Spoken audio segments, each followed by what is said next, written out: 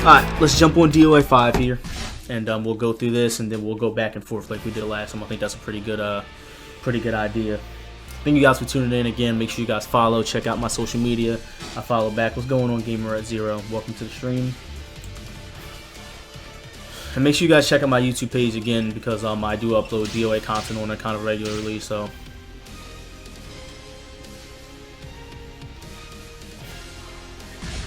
Alright, I'm going to pick Hitomi, obviously. And I want to pick Hayate just because I've seen a move in there that's similar to Hayate's that Hitomi's actually doing. And I want to pick this stage because, again, you know, this is not anything that we haven't seen before. It looks like, I don't want to say they're recycling ideas, but this is not, the Danger Zone really isn't something we haven't seen before. What's up, Mr. Cool Dude? What's going on, bro? And I'm going to put my Power Blow on with Hitomi. The one thing I do like is that they didn't make the break blows similar to our power blows in DOA, because obviously the power blows have their own special animation and stuff like that. But so as you can see here, when you attack, when you use your power blow and knock him into the danger zone, he's gonna get hit by the danger zone. So obviously this isn't something that we've never seen before. We've seen this done in DOA before plenty of times. And there's also the Buddha stage where it happens again, and then also in DOA Dimensions there's a stage where I think it's the Metroid stage. You can actually interact with the monster kind of luring in the back there. So yeah, let's go ahead and watch this gameplay, and we're gonna break it down in slow-mo again. So obviously Leifang got the banging new outfit on, the black, the gray, not the gray, but the yellow, the white, and the gold on. And as you can see, Hitomi is still wearing the same shit. Let me take the frame data off. As you can see, Hitomi is still wearing the same shit. And I actually heard that there was a complaint about Rig's costume being in DOA6 the same way it was in DOA5, but just you can alter the colors. People are not liking so far that only some of the characters are getting introduced with new costumes on. And as you can see, Hitomi's belt with her nationalities is still on the belt, and obviously she has the Phoenix on her tank top there under her gi. So you know, it's a lot of people are kind of upset about Hitomi not having a new outfit, but obviously this is one of her more staple outfits. But I do agree with them. I don't really like the fact that they're keeping old outfits in the game to show off the character in a new game. You know what I mean? You understand what I mean by that? Like, I'm not really a big fan of that, but you know, it is what it is. We're gonna go ahead and watch some more of this gameplay and see if we can compare it. So obviously Hitomi still has punch down kick. The move has been in the game since DOA 2. Ein was doing that move in DOA 2, so the string is always gonna be there probably. But this is really interesting what we just saw right there. Leifang did, and as you can see, the animation that Leifang did, that hold, that low hold, that was a hold. Okay, that was not a parry. There's never, from my knowledge, there's never been a low parry in DOA. Maybe DOA 1++, I think they had like different kind of parries, but as you can see, that was a hold. That was not a parry. I'm not sure if they're going a different route with the characters that have parries, and they're making some of their holds parries into frame advantage. But from the looks of it, that follow-up from that parry is not guaranteed. So this forward punch is probably not guaranteed. That doesn't put you in a stun that looks like you can't do anything about it. So it looks like you're actually able to hold after she hits you with that low kick parry. It's not known whether that low parry parries punches and kicks yet. Obviously, we've only seen it parry the kick. But there's the parry again into whatever that follow-up is. Now, whether she has follow-ups again out of that parry, I don't know. Well, I mean, you know, Bokuho, I actually want to put the chat on here because I want you guys to chime in and like leave your 2 cents as well, because it's not just about you know, how, like I said it before, the top and the high level players feel about the game. It's about you guys' opinion as well. Myself being a high level player, and then obviously the top level players as well. But everybody else has an opinion as well. It's not just, you know, like the top and the high level players and the tournament players and the veteran players. It's everybody's opinion. And you know, it's, in my opinion, them not having the costume ready, if that's their excuse, that's a shitty excuse, to be honest with you. I'm not happy about it. You know, it's at this point, it's like DOA has been around long enough, and DOA has always been known for its costumes and its characters and the stages and the graphics. And it's, in my opinion, it's kind of lazy that they're showing off costumes that have been in the game since DOA 2 Ultimate, DOA 3. You know what I mean? It's in my opinion, it's lazy, but you know, it is what it is. And again, Rig got introduced into the DOA6 with this same costume from DOA6, the DOA5. You know what I mean? It's kind of lazy on their part, I feel like. But you know, we did get a new game, and you know, we just got to roll with the punches. So let's see what this follow-up is again after that low Sabaki. Got the low hold there. I'm sorry, not a Sabaki, and that's obviously going to trigger the danger zone. So I was thinking that these boxes were going to be like a sit-down stun type of situation, but that sit-down stun actually triggers the danger zone. So I mean, that box triggers the danger zone. So the octopus is going to come, and oh no, it doesn't trigger the danger zone. It doesn't. So all right, so I actually like that they did that. They made it so that you get some cinematics in there without actually triggering the entire danger zone. So that's cool. It was kind of like once it would be annoying sometimes when you trigger danger zones because like you were kind of like, I didn't really want to use that yet, and I kind of forced myself to use it. So it's kind of cool how you actually have to activate it and then actually completely activate the thing. So there's 2 steps of activating it. So it hit her into the wall. You can't follow up from the looks of it. It shows like a cinematic there. Leifang is obviously plus there. I'm not sure if that's kind of like, from the looks of it, it looks like the stage that you can push people into the pedestrians, the brawl stage. It looks like kind of like that, and you can hold the follow-up because I don't think that this follow-up is guaranteed. It doesn't look like it. It doesn't look like this follow-up is guaranteed. It looks like you might be able to hold right there. So we don't know yet, but we'll see. Obviously, Leifang's forward back punch, I believe the input is for that. That looks like they made that the beginning of her Fatal Rush combo. So this is Leifang's Fatal Rush combo here. It's going to knock her into the boxes. Again, no guarantees. But I know you guys remember in DOA5 how you can knock people in on the stage. What stage is it? Where you start off on the rooftop and then you have the train that comes and you knock them onto the ground. That's the same animation from that stage where you hit them into the train and they go flying. So it looks like that's what that is. But she actually didn't go flying. She's still on the same level. But and then again, there's Hitomi's break blow right there. She didn't actually do anything else. She just did the break blow right there. Hit her in the chest, hit her in the stomach, and then this looks like it's gonna knock her into the danger zone.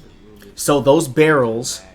All right, so the barrels. It looks like, I don't know if that was the second iteration of it, but the barrels triggered the octopus, and then the octopus slammed her through the ground. So again, I kind of anticipated the octopus having something to do with the stage as far as knocking you to the next level. We don't know whether there's another way to get to the bottom of the stage. We don't know if you can just knock him through the stage by doing like a hard knockdown, kind of like in the fuel stage on the first level. We don't know if that's the case yet. So as of right now, all we see is the danger zone knocking him to the next level. So slams Leifang through the floor. So now we're down to the second level, and again, it's not known whether there's another level at this point. We only know that there's 2 levels of the stage. So there's the punch Sabaki, not hold. That's a Kraken. It's a Kraken, fine. I don't give a damn. It's an octopus. There's fucking tentacles. It's an octopus. Okay, I don't give a damn. I'm not calling it a Kraken. It's an octopus. Kiss my ass, Prototype. So there's a Sabaki there. She didn't go for the mix-up right there. I know she has the grab out of it or whatever it is. But there's either the grab, the low, the mid-kick, the mid-punch. You already know the follow-ups from that. So she's going to go for the Sabaki. Quarter circle forward grab. 3-part grab, which has been in the game since the beginning of time. And then she's going to go into forward grab on the wall on the offensive hold. So that's the first new thing that we saw right there. So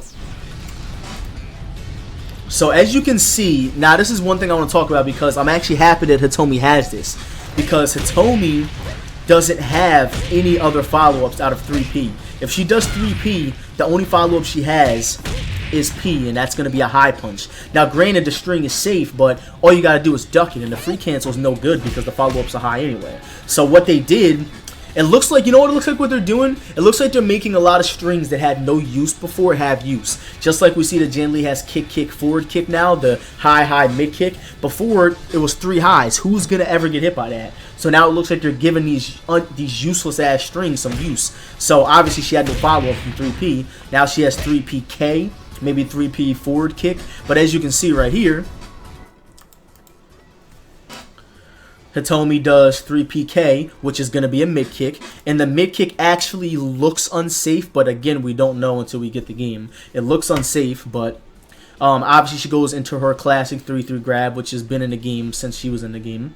And then there's the Fujin punch, quarter circle forward punch. Now this is interesting. So you know what that looks like to me? I'm going to try to reiterate that in DOA5. That looks like that. Now, the bounce was a lot higher, but as you can see, you can run up and you can do a guaranteed launcher after that. So, I don't know if that's what, because it looks like in the video, this is what she does. But as you can see in this, when she does 4-4 kick, kick, kick, she doesn't even hit the ground yet. So, it looks like what they did is they made that bounce just 10 times higher. Whether you can do a sit-down stun, a guaranteed break blow, a fatal rush, there's no information on this stuff yet. I'm just giving you guys ideas of what you possibly can do because I've had hands-on time with the game at Evo. So whatever your follow-ups are from that, we don't know yet. But it looks like whatever you do, you can do something in the air, and maybe if they hit the ground and they stumble, you can get something guaranteed. So we don't know yet, but I'm just giving you guys kind of ideas of what you might be able to do. So that's another thing right there. So, as you can see, Hitomi's arm is jacked back.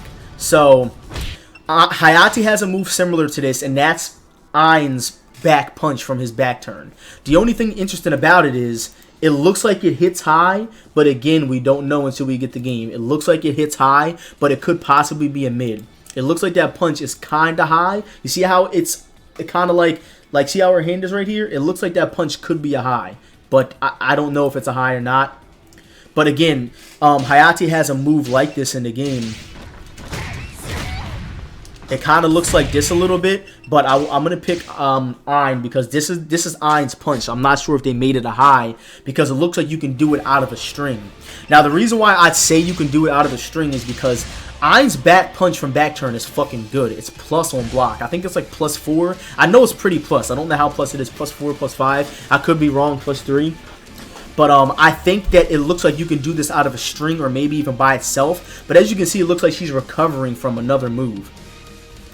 So yeah, I'm going to play it even a little slower than that. It looks like she's recovering from another move right there. Is this too far back? Let me see where it is. Yeah, that's too far back. So as you can see right here, it looks like she's recovering from another move. So whether that's 3P forward punch, we don't know. 3PP, we don't know. I mean, obviously 3PP is the high, but they could have seen the notation. But it might be 3P forward punch. But as you can see, Ain has that same punch. You see how his arm is jacked back like that? Why is my character doing all these moves that I'm not doing right now? There it is. Same move. So as you can see, that's pretty much the same move. We'll play it in normal speed so you guys can see it. I'll try to time it with it so you can actually see the speed of it. So I'm going to do it. Ready? God damn it, I suck. Hold on, ready? I got to hit fucking space at the same time because it's just going to be difficult to pull off, but I really want to see if I can do it. Alright, let's do it again. Bam. Let's get it. Bam! Alright, that was pretty damn close. I'll take it, alright? So as you can see, it looks like Ain's back punch, but they made it a high, possibly, or it's the same move out of a string. But again, we don't know what the input is, but it's going to be some kind of guard break. Maybe, hopefully, for Hitomi. That would be good for her. A lot of people kind of consider Hitomi weak in DOA5, so maybe that's a buff. But we actually did just miss another string. Gotta go back to training and pick Hitomi again. You already know. Where is she? Bam. Bam, bam, bam. Why not we just make it an even Leifang and fucking Ain low-key disconfirmed for DOA6. I honestly hope he is. Ain is fucking garbage. It's my favorite character, but he's garbage. He needs to fucking go. So, after that new move, we see another string by Hitomi that I'm going to play in slow-mo because that shit happened really fast. And it looks like it could possibly be safe.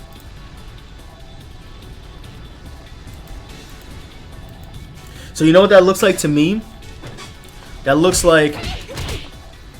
That's actually not what that looks like. That is what that is. What the fuck am I talking about?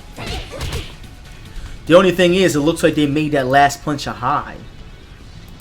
Yeah, you see where her hand is on the screen? Look how high Hitomi's hand is at the end of that, compared to where it is in the game on DOA5. Obviously, that last punch is a mid in DOA5. So, it looks like they took... Because this is a mid kick, obviously. No, that's a high. So what it looks like they did is they gave... Obviously, this is her standing kick. So they made standing kick right there. And then they gave it this ending, but they changed it to a high instead of a mid at the end. And it looks like there's an extra punch in there. Because that's only 2 punches, so they gave her another punch in there. Let me see.